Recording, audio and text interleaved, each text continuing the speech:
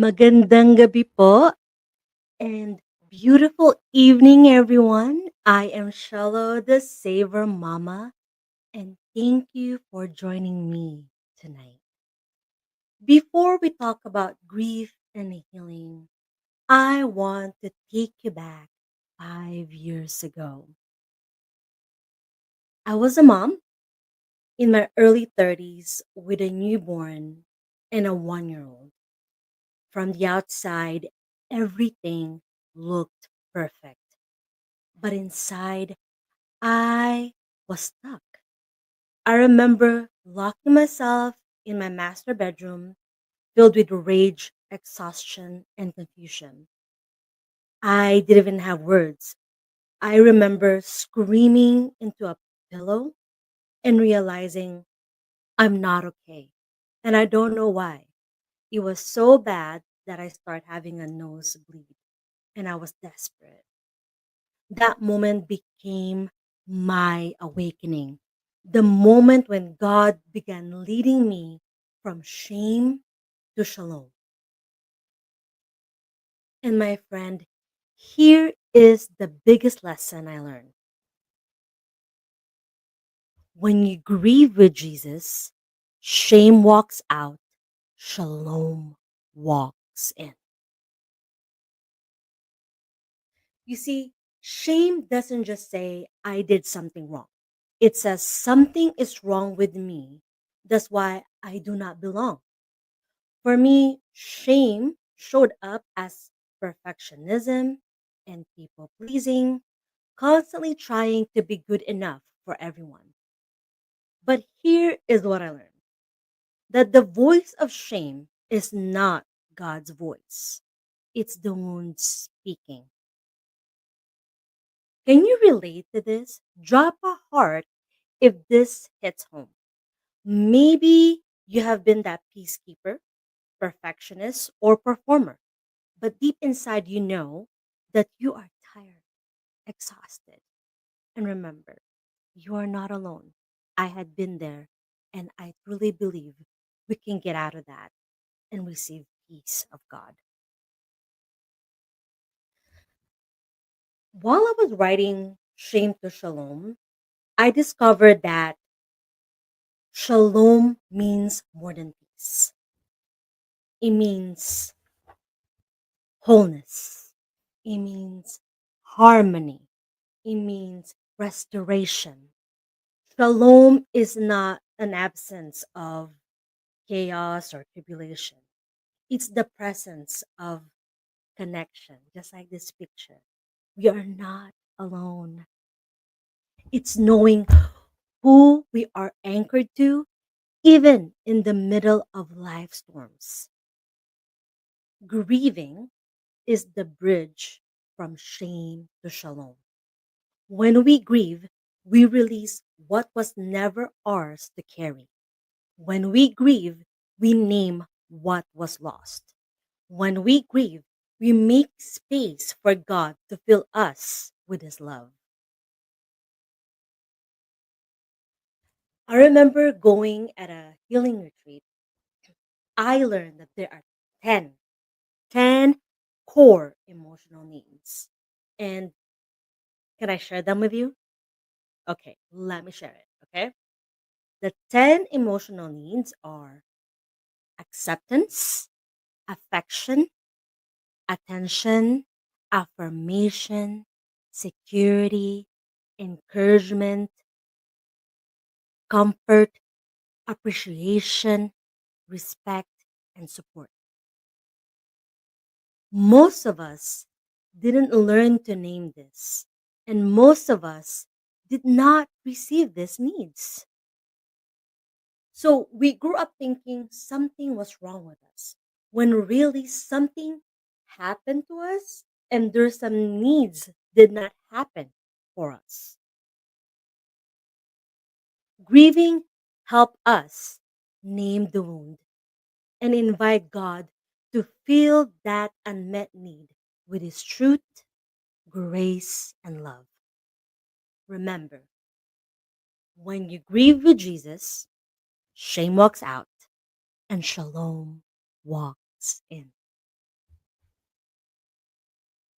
All right, let's pause for a moment and let's do a quick soul check in together. Let's even if you're watching this as a replay, make sure to comment and make sure to respond. I love engaging with you and I'll be on the chat as well. On a scale of 1 to 10, how connected do you feel to God right now? Let me know in the comments. Which emotional need are you still grieving? Is it comfort, acceptance, security, belonging? Let me know in the comments. And where do you sense God inviting you to grow? If you're journaling or watching the replay, write one word. What are you grieving? And if you're watching live, drop one word in the comments. Let's pause for 10 seconds and let's just think about it, breathe, and just trust that God is leading us in our healing journey.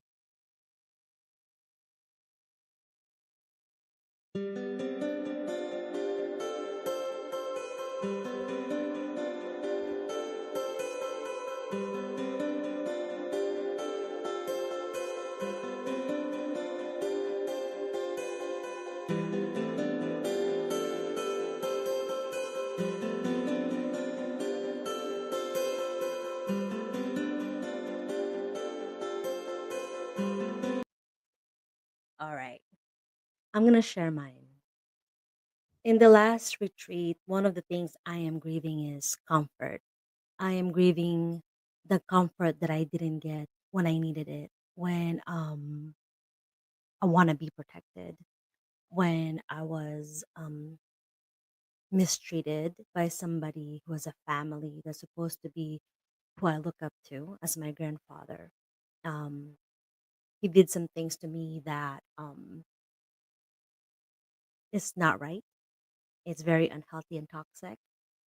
And I didn't get the comfort and the language to heal through those things. Not until I became a mom, where those things start coming up. And as I talk about this, choosing to grieve with Jesus was the divine exchange for me. And it continually does. It He continually fill me up with his love and unmet need that I didn't get. So I just want to remind you that grieving with Jesus is the divine exchange. Shame isolates, grief connects. Shame hides, grief heals. Shame says, you're not enough. But Shalom whisper, you are already loved. When you grieve with Jesus, shame walks out, Shalom walks in. Take a deep breath. Say this out loud with me. I am safe. I am seen.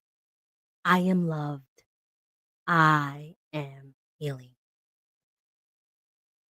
I hope tonight you saw how grieving shame opens the door to shalom. And remember, isn't a one-time moment. It's a rhythm. It's a lifestyle. Just like we need water and air, our souls need space to release and be filled again. If this spoke to your heart, type shalom in the comments. That word will unlock your free devotional, journal prompts, and soul check ins, and some surprise gifts in your inbox as Shame to Shalom launches in a few days. I also want to share what's coming. We're building towards something beautiful together. A 21-day inner healing devotional experience starting soon as well. You'll have 3 ways to journey with me. You can journey with me through the book, through a devotional experience, or through a guided VIP journey with a personal spiritual direction and assessment. I'll share more details on October 15th, and our official launch is October 17th. So stay tuned. Invite your friends, your sister, anyone you know who can benefit and need this information and transformation. Comment shalom so you do not miss it. And before I go, I want to repeat this again. You're not behind. You're not broken. You are becoming whole. And remember, when you grieve with Jesus, shame walks out, shalom walks in. Salamat for watching. Thank you for watching. With love, this is Shalom, the Saver Mama.